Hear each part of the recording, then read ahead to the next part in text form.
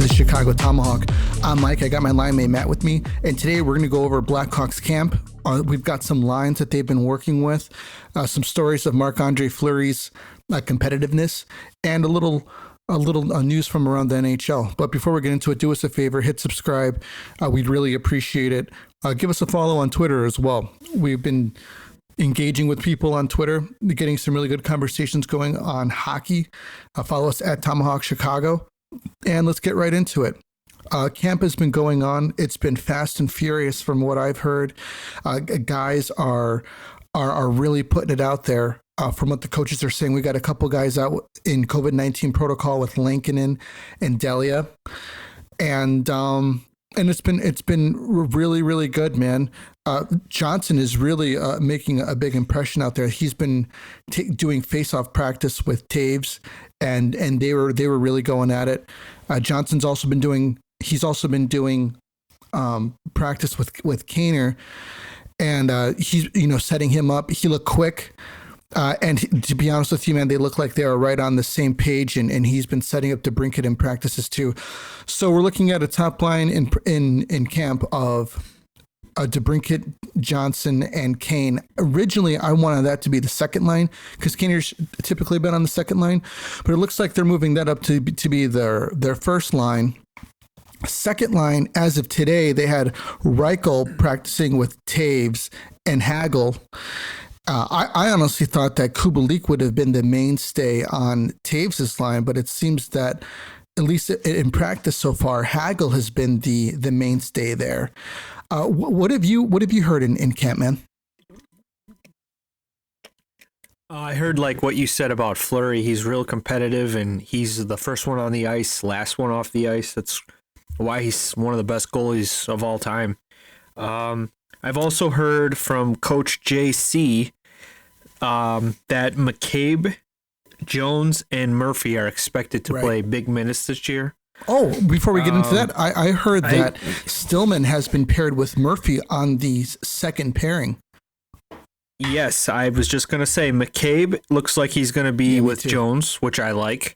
Right. Two will complement each other. Stillman and Murphy kind of like they're not going to put up big points, but they'll shut you down. To put up big points. Yeah. And a guy who's kind of forgotten this summer was Dahan, and he's going to be paired up with Kalynuk, it looks like. And then, we got some more depth. We can always add in Caleb Jones and Nicholas Beaudin, and we even got what's that kid's name? Mitchell. I'll be honest with you; these lines are shaking up exactly the way that we said that they would. Yeah, I think I'm going to predict that, like you were just talking about Taves playing second line role. I think that might be good for him. Not as much time, and Johnson's a winner. He proved that in his Tampa career.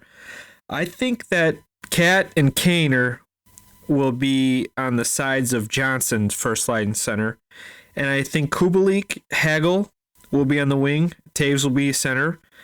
I got Kurashev, Doc, and Reichel, our third line, which I actually really like that. And then I guess for our fourth line, we can add in guys, depending on who he feels like, scratching and playing. I got Dylan Strome on the fourth line with Carpenter and the new guy from Edmonton. I just don't want to butcher his name. I'm going to say Kara, yeah. And then, like I just said, my defense. And then our goaltending with Fleury and Lankinen. I'm confident in who's ever starting. I hope Lankinen gets at least 35 games this year. For everyone out there, I released an article this past Saturday talking about the first line center role. I thought that, to be honest with you, I still think that it could still be Jonathan Taves.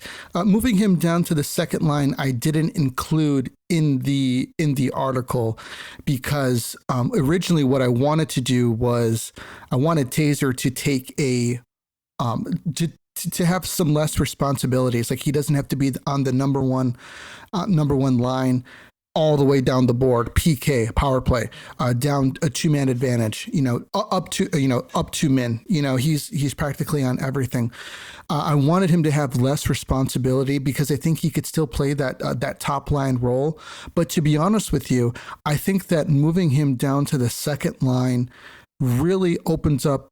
I mean, really, what it really does is that Doc is also tied to this on what Taves is going to do, because people want Doc to be the top line center. And if he's not the top line center, then they want him on the second line. I want him on the third line so there's less pressure on him. And with Taves taking that second line role, there's no reason for Doc not to be on that third line, especially if he's playing with Kurashev. I think that they could make a really, really great pairing down there. Yeah, I like that. I actually think that our top six, it doesn't really matter what title, right, line one and line two is. I think they're both probably going to get equal amount of playing time, ice time. It's who's ever feeling it that night. I think Kaner and Cat, obviously, they're going to have the advantage because they're really good together. And now they got a guy who, has just won 2 Stanley Cups in a row, and he's got tons of experience. And Taves, he's got a guy that's going to shoot, which I think he needs. Like, I think Taves was very successful when he was playing with Sharpie back in the day. I mean, he had a shooter. Taves was like the two-way guy who could score, who could pass. And then he had speed with Hagel. That's a very good line, too. So and Hagel will go down there and hunt down pucks, too. And get them to Taves, and Taves will get him over to Kubalik, and that guy is a very underrated shooter. And you know what? He can pick corners, he can shoot from anywhere, and he could score. That's what I like about Kubalik. But I love our top six, man. I'm really excited about it. I do too, and a lot of people are worried about the size of that line because they're 3 small guys. And there's something that I want to point out. If you want to check out the article, I've got some analytics in there from Jay Fresh, and if you look at the charts that he has on there, when Tyler Johnson was playing an offensive role, his WAR was at around 80%. Okay, when he switched to a more shutdown role, his statistics completely switched. So instead of him having a high finishing on offense and a low defense, they completely swapped, and his defensive numbers went up to about an 85%, but then his offense went down because he changed roles. What's important to note here is that just by looking at the analytics, it shows that he can play both roles on an offensive role and a defensive role, and he plays them both equally well, which I think is important to note. Yeah, man, and he didn't drop down in the lineup in Tampa because he was bad. Right. He just dropped down because you have Kucherov, you have Point, their top six is amazing. It's still very good. I mean, their top 9 was amazing, to be honest with you. He had no choice. Coach Cooper had no choice. He had to put him in to get him in the lineup. He had to put him in a different role, and Johnson was good. And he ran away with it. He was great, and now he's going to get that time here, which he should get. I mean, he deserved in Tampa, but it's just you're not going to sit Kucherov for Johnson or Point. I mean, you need those guys, and now he's playing with a guy like Kucherov and Kane, who's a playmaker. He can have a really good year, and if you're a fantasy player, I think Johnson is going to be a steal this year. If you're picking a team, he's going to be a very underrated, like, dark horse pick for you, just because he's with Kane and DeBrincat. Yeah, 100%. To be honest with you, I think that he's going to have a good year. He's getting $5 million. They didn't pick him up to come to Chicago with that cap hit to play the third, fourth line minutes. Do you know what I mean? Yeah, that's a great cap hit. It's really good. I think it is. I think he's got some really, really good years left on him, and I think that Taves, DeBrincat, Johnson line will be dangerous, especially when they've got especially with an option of Seth Jones to drop it back to Seth Jones from a bomb from the blue line. Do you know what I mean? Yeah, he's got tons of threats everywhere. I mean, look to his left, look to his right. It's Kaner and it's DeBrincat.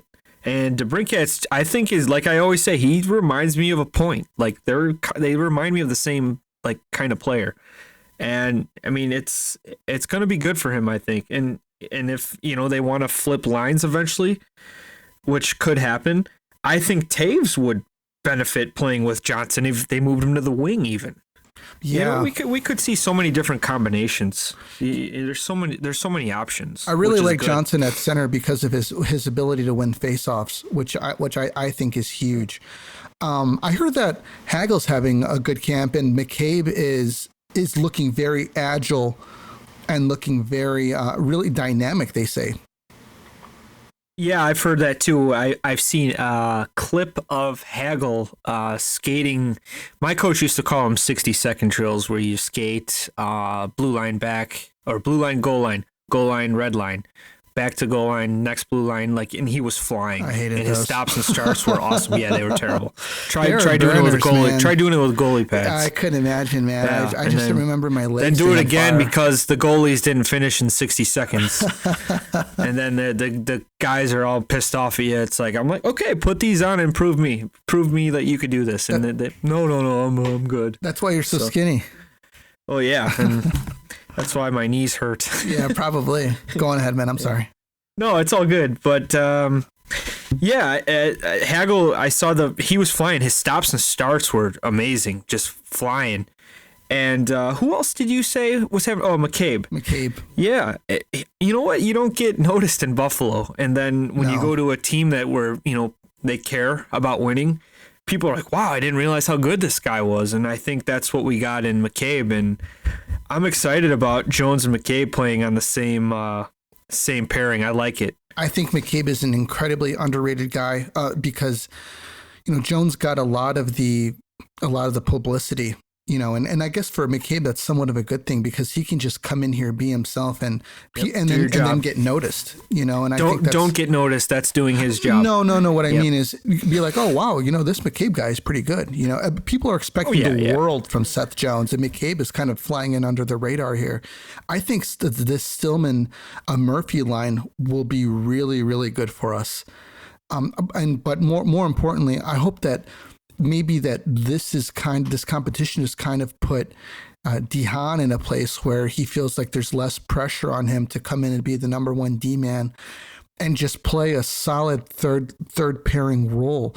I think Kalynuk is gonna wrap up that third spot, and Mitchell and Beaudin are gonna be a first line pairing in Rockford full time this year, because I think there'll be a spot open for them next year.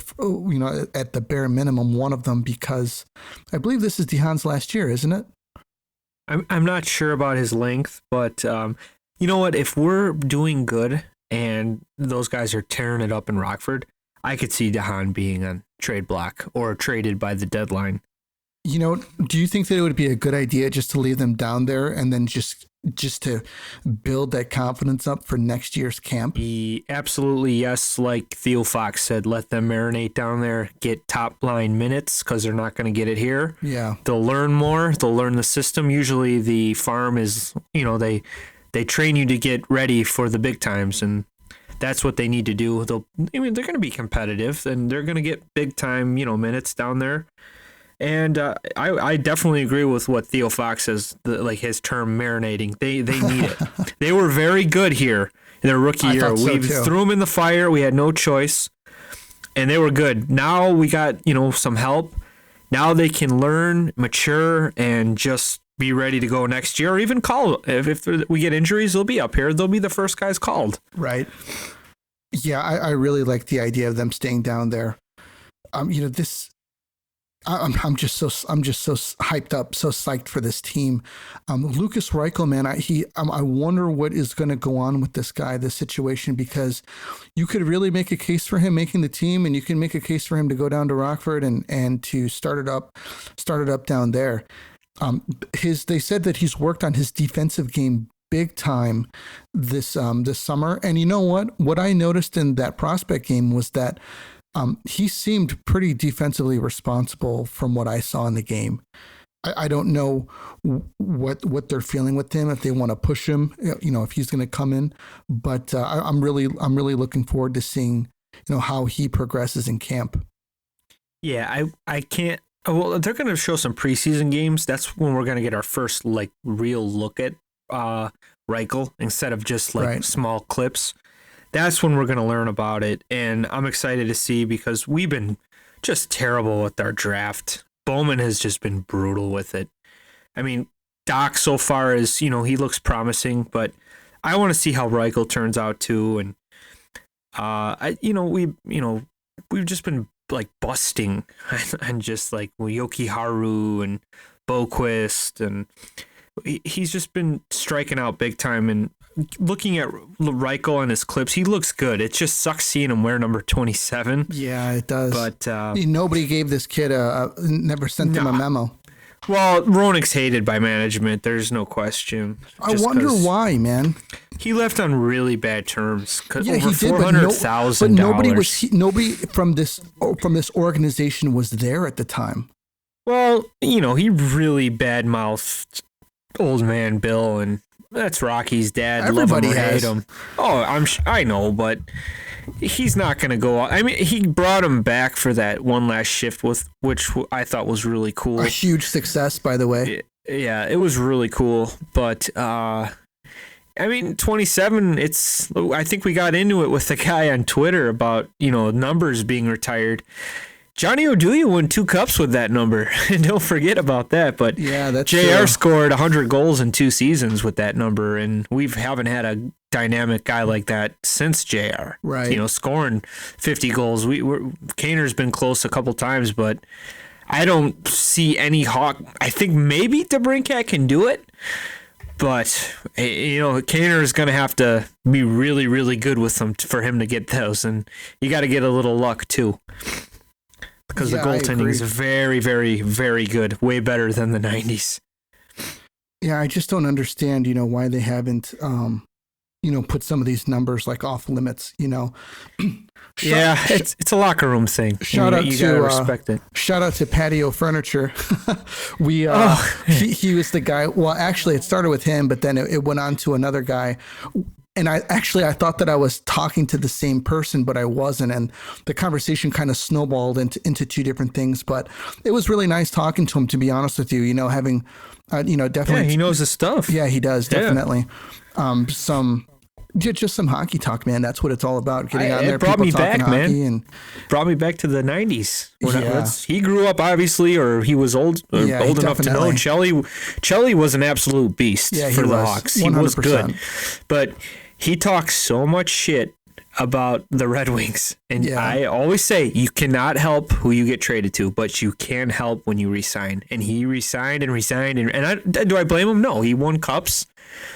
But compared to Seabrook, Seabrook 3 Stanley Cups, huge minutes. They're totally different players, but he was a huge part of this Stanley Cup dynasty we had. Chelios could not get us there. I'm sorry. Yeah. And that's Seabrook's number, man. Number 7 should be in the rafters for Seabrook. It's crazy because I want it to be Chelios's, like in my heart, but it's like, no, there's no way. 14 seasons, 3 Stanley Cups, a gold medal. It's 14 seasons with one team, right? Not the Montreal Canadiens, not the Blackhawks, not the Red Wings, not the Thrashers. Yeah, he did it all with the Hawks. I think that's what I like. The thing with Chelly was that he was from Chicago, though. I think that's that's cool. That's the thing there too.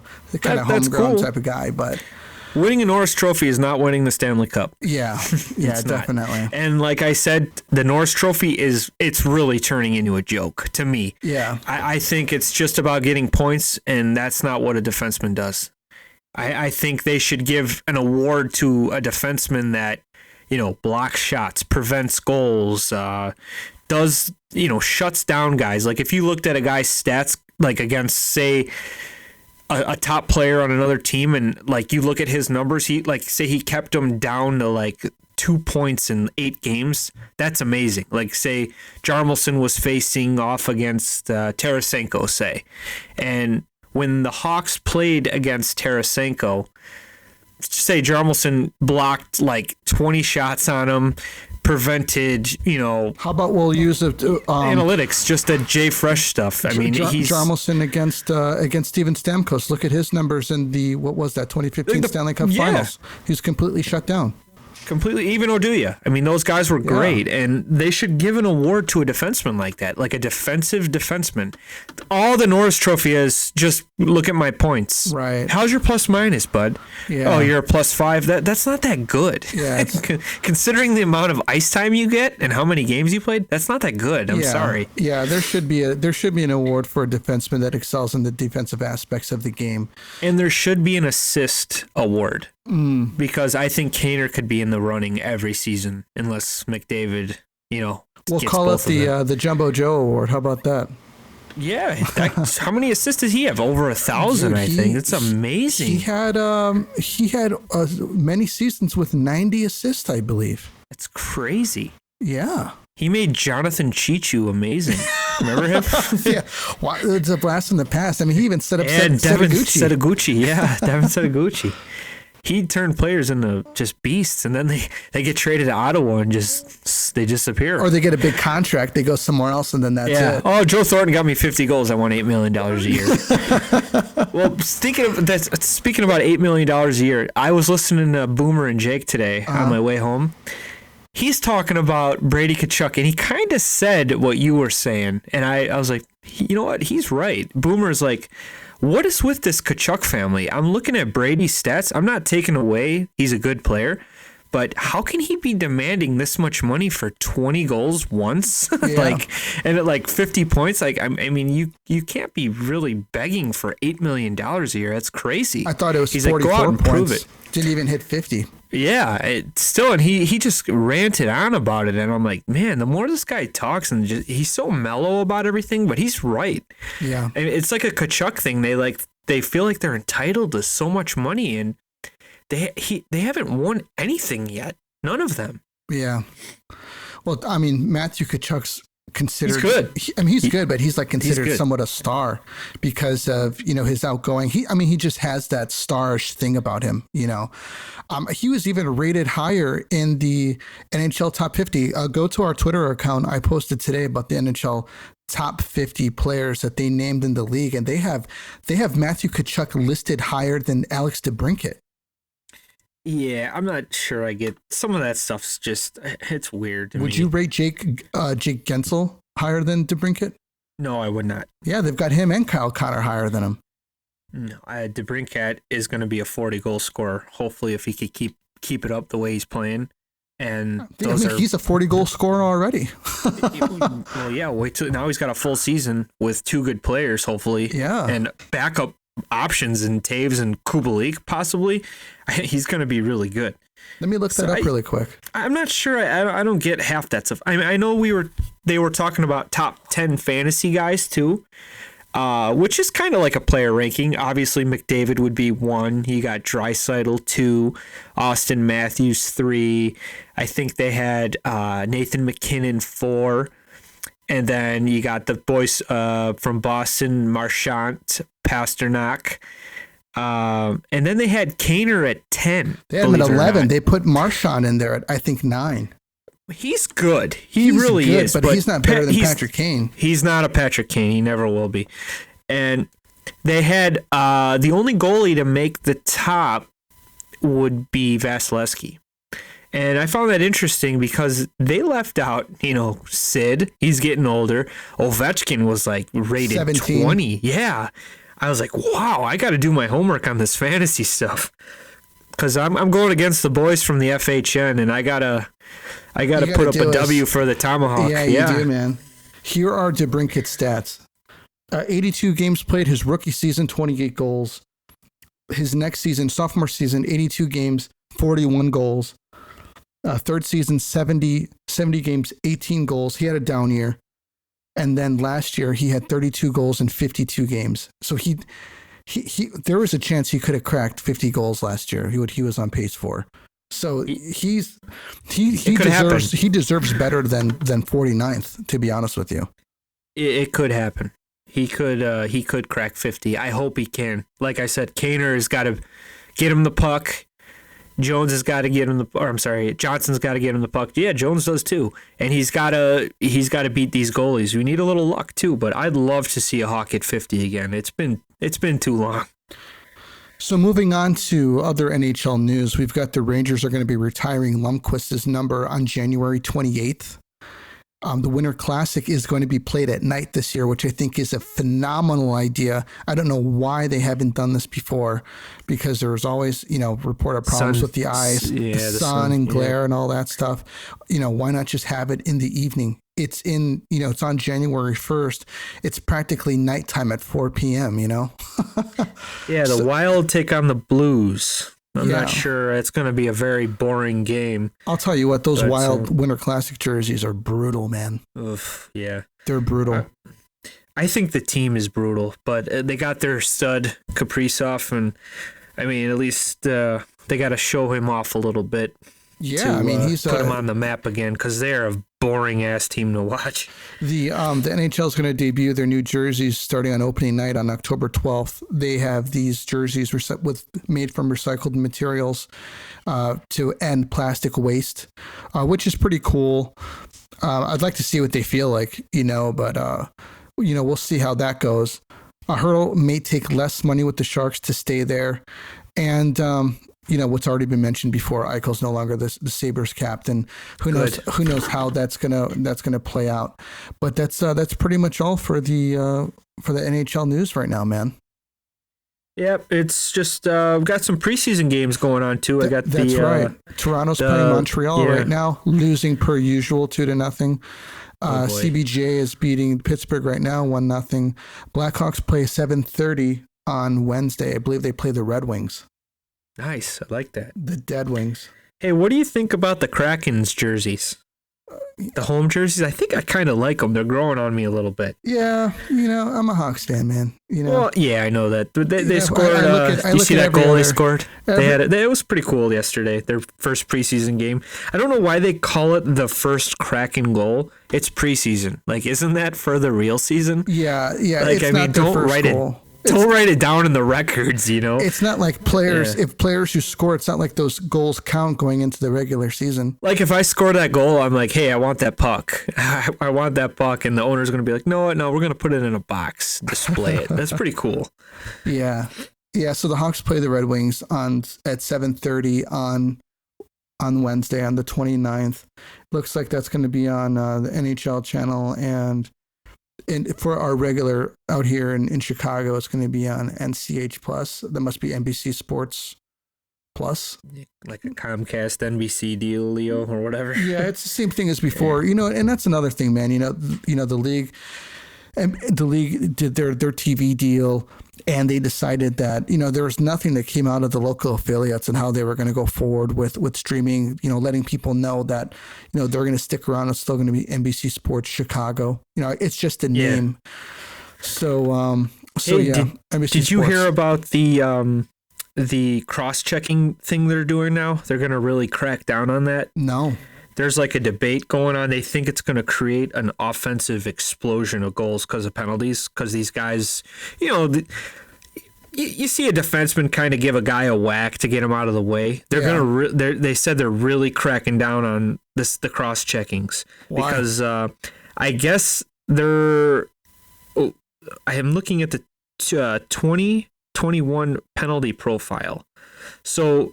They average tripping to be the number one penalty, and cross-checking's way down in the list.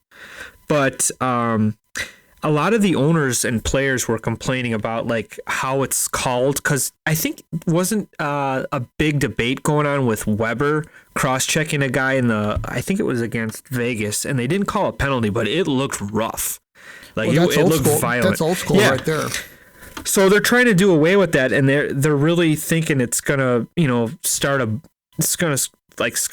a scoring frenzy here, and I guess that's cool. But I was always taught if you're a defenseman and there's a guy in the slot, give him a jab and push him out of the way. But some guys, they'll have two hands on their stick and just kind of shove them. Mm-hmm. They're gonna start calling those cross checks. Wow. So it's kind of getting soft down there, man. It used to be violent as all hell down there. It looks like and I had a front row seat as a goalie. Yeah, no one's going to be down there anymore, and the goalie's going to see the puck even better. And the goaltenders now are unbelievable. It's hard enough to score a goal. Now they could see everything. So just another thing I read on TSN about debating about all the penalties and stuff. And still, tripping and hooking are the number one calls every game. Yep. Well, tonight Dallas was playing St. Louis at 8 p.m. Eastern. The Kings are playing Arizona 10 p.m. Eastern, and Calgary's playing Vancouver 10 p.m. Eastern tonight. So, but that's all that I got, man. That's all that I got for tonight. What about you? No, ready to get some preseason games going. I can't wait. Yeah, I'm really looking forward to Wednesday. Get some Hawks hockey. We'll talk about that. And, we'll let everybody know how that went. But, hey, that's all that we got for you guys tonight. Thank you for listening. We really appreciate it. Once again, give us a follow on Twitter.